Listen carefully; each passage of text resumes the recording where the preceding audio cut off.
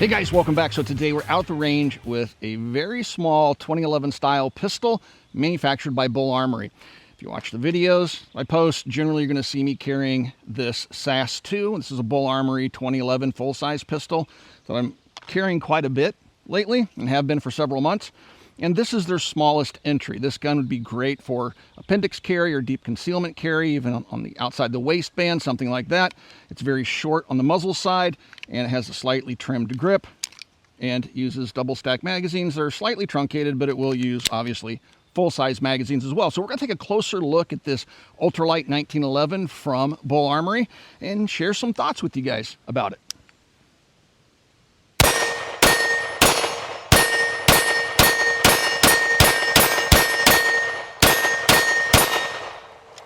A lot of folks ask me, how can I get involved in the firearms business in that particular community? And one of the best ways to do that is to become a gunsmith. Every gunsmith I know is just overbooked with work. It's a very good living. And so if you would like to become a gunsmith, you need to go to a gunsmithing school or become an apprentice for an existing gunsmith. But Modern Gun School is an accredited college that also works with veterans in the GI Bill, where you can go and get a degree from accredited college in gunsmithing and then go out and start your own gunsmithing business, which I think is a really great option. Again, throughout my entire life, gunsmiths have always been able to earn a really good living, assuming they have a really strong work ethic. So please check out Modern Gun School. I do have a link in the video description below. Let's start from the beginning. My interest in Bul Armory 1911s began years ago as my interest in 2011 style pistols grew. I started off with a TAC, a full-sized handgun, then moved over to the EDC for daily carry, which you see here.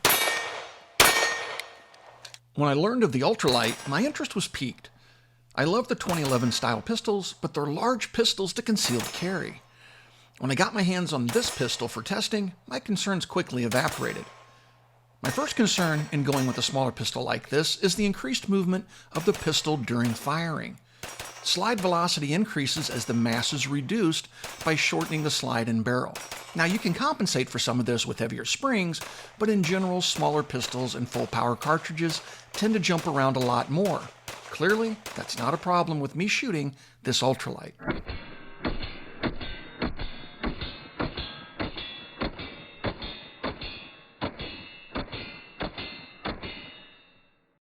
So what is a 2011?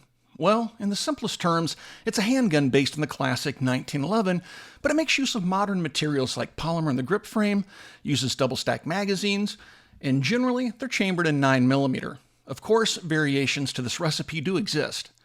But let's take a look at some of the features of the Ultralight. First, it uses a double-stack proprietary Bul Armory magazine, so it's not compatible with staccato mags. The frame is made from polymer and features a removable mag well that is textured. It is a bushingless design, making disassembly easier for some folks. It's cut for a red dot sight that uses an RMSC footprint. The hammer is truncated and can't be thumbed back or thumbed down. It has a removable rear sight and high visibility front sight. It is, of course, chambered in 9mm with a 16+1 capacity with a standard fit magazine. It weighs 1 pound 6 ounces with an empty magazine. Trigger weight, I measured mine at 2 pounds 12 ounces, and it does feature ambi safety levers.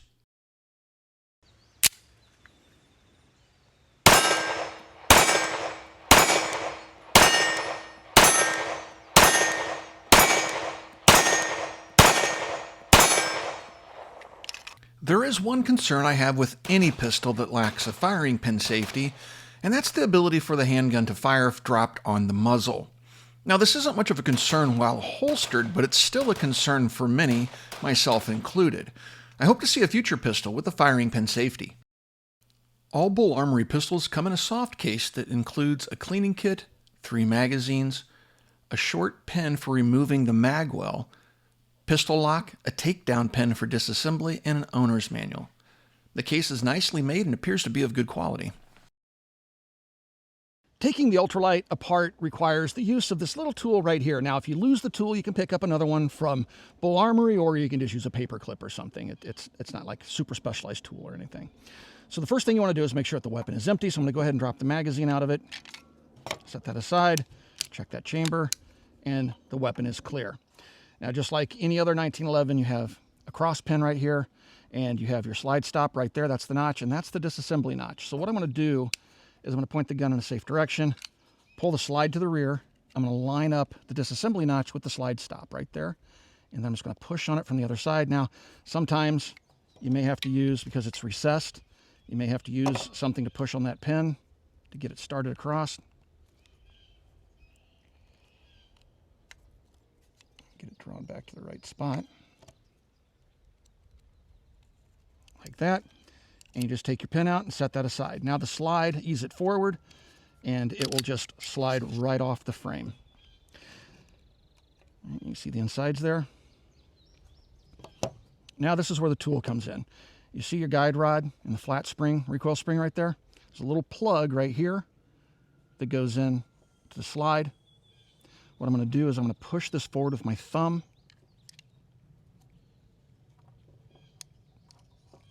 Like this, and there's a little hole right there that this little tool will fit into. And all that does is it butts up against that plug that then allows you to pull this whole assembly out the rear like that, and it'll hold it together.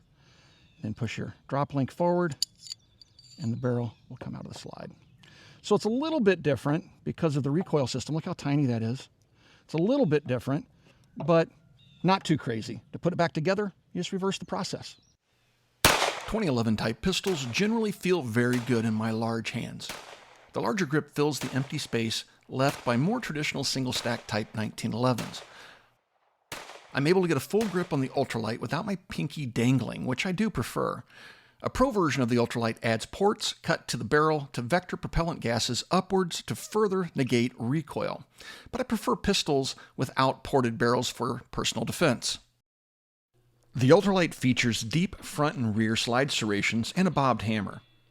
The bobbed hammer doesn't really reduce snagging, given it's like a little tiny spike sticking out when cocked and locked, which is how I carry the pistol.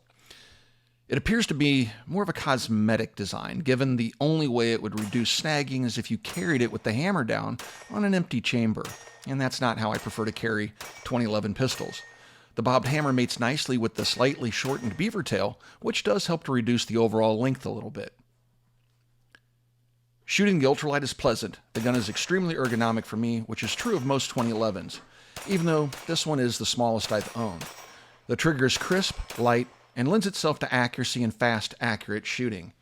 The pistol feels light in your hand and is quite manageable in terms of recoil and fast follow-up shots. I really do like it.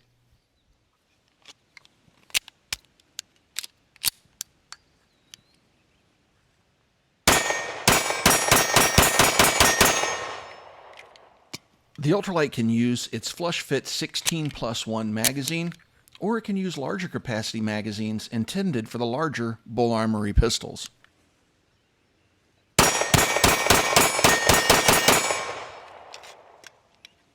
I hope you guys enjoyed taking a look at the Bul Armory Ultralight 1911 in the 2011 style. It's a pistol that I have grown to really like. Now, the pricing on these is very competitive when it comes to higher-end 2011 pistols, so if you would compare these price-wise to something like Staccato, I think you would find that this is going to represent a very good deal, especially with the fact that it comes with so many accessories, a nice case, magazines, cleaning kit, all that other stuff, which truly helps make the gun a good value. If you have any questions about anything you've seen in this video today, you can ask those questions down below. I do try to stick around for the first couple of days after a video goes live to answer any questions you guys may have. If you'd like to support us here at the Military Arms Channel, the best way to do that is become part of our Patreon family, or right here on YouTube, there's a subscribe and thanks button underneath the video player you're watching right now. You can click on either one of those buttons and support us right here on YouTube in the age of demonetization. Please swing by, check out Copper Custom. Thank you for 17 years of support, and we'll talk to you guys soon.